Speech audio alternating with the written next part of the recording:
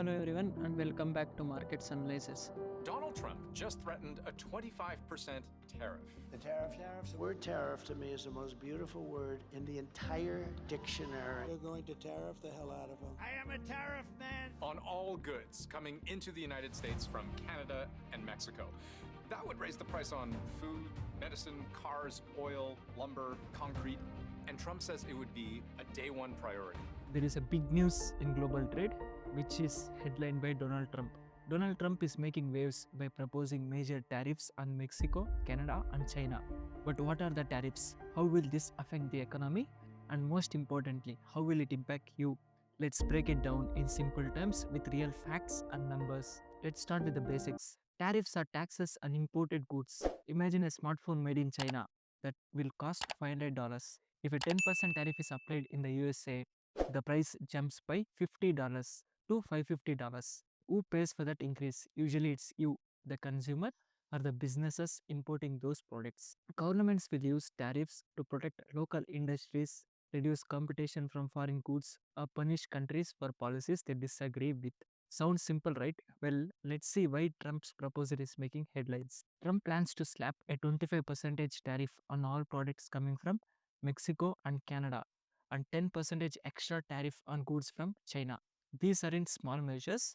These countries are America's biggest trade partners. Let's look at the numbers. Canada sends 80% of its exports to the US, including oil, cars, and lumber. Mexico sends over $400 billion worth of goods to the US each year, like cars, vegetables, and electronics. China, already dealing with tariffs from Trump's first term, exports items like electronics, toys, and machinery to United States of America. Trade volume with US from these three countries is Mexico is around $660 billion, Canada is around $800 billion, China exports $560 billion worth of goods to USA. Altogether, these three countries account for 42% of all US imports. A tariff on their goods means higher cost for American companies and consumers. Trump's proposed tariffs are being framed as solutions to two critical issues he highlighted during his political rallies and campaign. The first one being illegal immigration.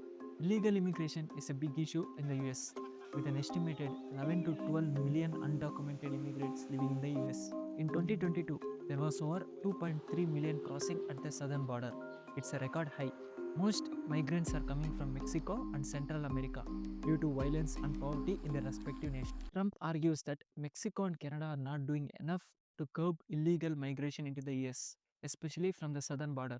He believes imposing a 25% tariff on Mexican goods will pressure Mexico to enforce stricter border controls and reduce flow of migrants. In his words, until the illegal migrants stop pouring into our country, which is US, we will use tariffs to send a message. That's what Trump said.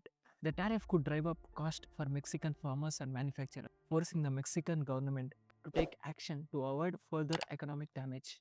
The second issue they want to solve through tariffs is fentanyl trafficking. The US has been grappling with the opioid crisis, and Trump blames both Mexico and China for contributing to the problem. The opioid crisis is a massive public health problem in the US that has caused the deaths of hundreds of thousands of people over the last 20 years. At the heart of this crisis is fentanyl, a synthetic drug that is 50 to 100 times stronger than morphine, making it extremely dangerous. What's happening? In 2022, over 1 lakh Americans died from drug overdoses, and fentanyl was responsible for most of these deaths. Fentanyl is so powerful that even a tiny amount, as small as few grains of sugar, can cause an overdose. So where does fentanyl comes from? Mexico. Most of the fentanyl reaching the US shores comes through Mexico. In Mexico, drug cartels make fentanyl in secret labs and smuggle it into the US using various routes. And one way to smuggle the drug is through illegal immigrants crossing through Mexican borders. China plays a key role by producing the chemicals needed to make fentanyl. These chemicals are sent to Mexico, where cartels turn them into fentanyl and then transport it across the US border. In short, fentanyl's journey starts with chemical shipments from China, is processed into drugs in Mexico, and then smuggled into the United States, where it causes devastation. This chain has created one of the deadliest drug epidemics in US history, leaving families and communities struggling to cope with the loss and destruction it brings. Mexico is accused of allowing drug cartels to traffic fentanyl into the US. China is alleged to supply the chemicals needed to produce fentanyl. Trump has linked these issues to his broader strategy, stating China and Mexico are flooding our country with poison. We will make them pay with tariffs until they stop. So, what's the goal here? Trump says these tariffs are a way to address two major issues: illegal immigration and drug trafficking, especially fentanyl. He claims Mexico and Canada aren't doing enough to stop these problems. For China, the focus is on holding them accountable for fentanyl, and along with that, they also want to balance trade deficits. But experts are questioning whether tariffs are the right tool for these issues. Is this about policy or it is about politics as Trump prepares for the second term in January? Now let's talk about what really matters. How will this affect you? When tariffs are applied, prices on imported goods go up. Here's how it breaks down. For consumers, expect higher prices on essentials like food, electronics, cars, and clothing.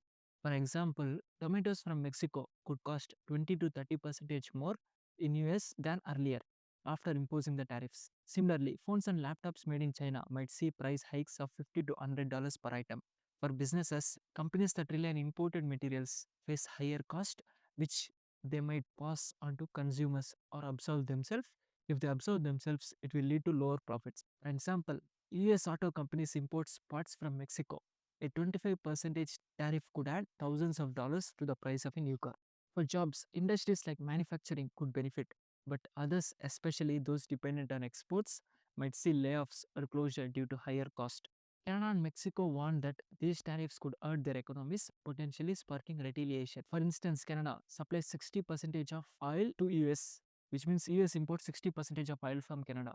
A trade war could disrupt energy prices. Mexico could tax US agricultural exports, hurting American farmers. And then there is China, which could strike back by restricting key exports like rare earth minerals, vital for electronics and electric cars. This could impact US tech and EV industries. We have seen this before. During Trump's first term, tariffs on Chinese goods aimed to bring manufacturing back to the US. While some factories did return to US, many businesses simply shifted production to other low-cost countries like Vietnam or India instead of staying in China and bearing those tariffs. US consumers paid the price, with studies estimating the tariff cost American households an average of $1,300 annually. So, what happens if these tariffs go through? Definitely, prices will rise, businesses may struggle, and the global trade balance could shift. But will this solve issues like illegal immigration and drug trafficking? That's the big question that we should wait to get the answers. What's clear is that these policies will test America's economic resilience and global relationships. If you found this video informative, don't forget to hit the like button and subscribe to our channel for more deep dive insights into global economy. Share the video with your friends and join the conversation in the comment section. Have a great time. See you next time.